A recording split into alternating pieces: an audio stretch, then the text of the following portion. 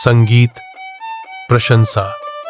यह कहानी छगन आपू नाम के एक छोटे से गांव की है, जहां अजय नाम का एक गरीब किसान रहता था। अजय के परिवार में उसके अलावा उसकी पत्नी सीमा और एक बेटा राजू था, जिनके साथ वह बहुत खुशी खुशी रहता था। अजय के पास गांव में अपनी एक जमीन थी, जहां पर खेती कर वह अपने घर का पालन पोषण करता था। परंतु अब उसकी वह जमीन पहले की तरह उपजाऊ नहीं रही थी। धीरे धीरे उसकी जमीन से फसल की पैदावार भी कम होने लगी थी।